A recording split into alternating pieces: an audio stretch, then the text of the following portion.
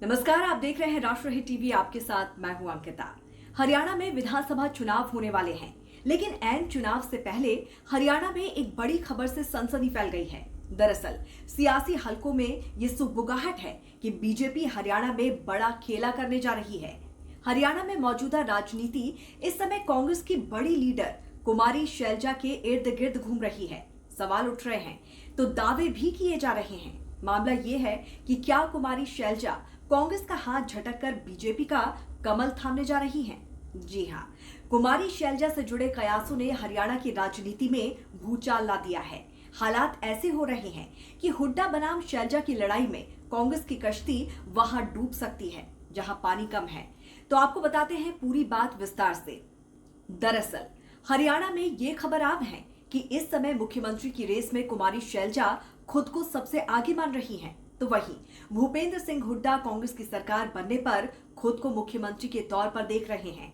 दोनों ही बड़े नेताओं के बीच की जंग सीटों के बंटवारे में भी दिखाई पड़ी है। इस बीच बयानबाजी भी सामने आती रही है। अब इन दोनों बड़े प्लेयर्स की अनबन के चलते बीजेपी ने मौका भुनाने का काम किया है। खबर है कि भूपेंद्र सिंह हुड्डा से चल रहे मतभेदों के बीच कांग्रेस नेता कुमारी शैलजा को बीजेपी ने पार्टी में शामिल होने का ऑफर दे दिया है। पूर्व चीफ मिनिस्टर और केंद्रीय मंत्री मनोहर लाल खट्टर ने कहा है कि कांग्रेस में कुमारी शैलजा का अपमान हो रहा है। कुमारी शैलजा के बीजेपी में शामिल होने की अटकलों पर खट्टर ने कहा कि संभावनाओं से इनकार नहीं किया जा सकता। सही समय पर सब पता चल जाएगा। इस बीच कांग्रेस की तरफ से रिएक्शन आ रहा है कि सब कुछ ठीक है और सभी मिलकर चुनाव लड़ेंगे। ये इतना बड़ा ऑफर है जो कि हरियाणा में कांग्रेस का गणित फेल कर सकता है। वैसे भी कांग्रेस इस वक्त बागियों से जूझ रही है। ऊपर से पार्टी के भीतर हुड्डा बनाम शैलजा की जंग भी जारी है। बताया जा रहा है कि हरियाणा कांग्रेस में अंदरूनी कलह की असली वजह टिकट बंटवारा ही है। सूत्रों के मुताबिक भूपेंद्र सिंह हुड्डा के गुट के लोगों को टिकट वितरण में मिली तरजीह से कुमारी शैलजा नाराज हो गई हैं और उन्होंने अभी तक चुनाव प्रचार भी शुरू नहीं किया है, जबकि अब वोटिंग में कुछ ही दिन बाकी रह गए हैं। शैलजा खुद उकलाना से चुनाव लड़ना चाहती थी, लेकिन पार्टी ने उन्हें टिकट नहीं दिया। सूत्रों के मुताबिक पार्टी शैलजा के भतीजे हर्ष को उकलाना से टिकट देने को तैयार थी, लेकिन शैलजा इसके लिए राजी नहीं हुई।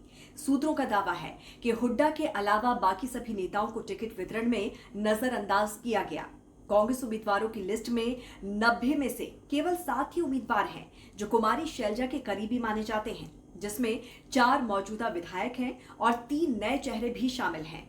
90 से 78 के बीच उम्मीदवार हुड्डा गुट के हैं। 7 शैलजा, 2 सुरजेवाला और कुछ कैंडिडेट आला कमान की तरफ से तय किए गए हैं, जो इनमें से किसी नेता के करीबी नहीं है।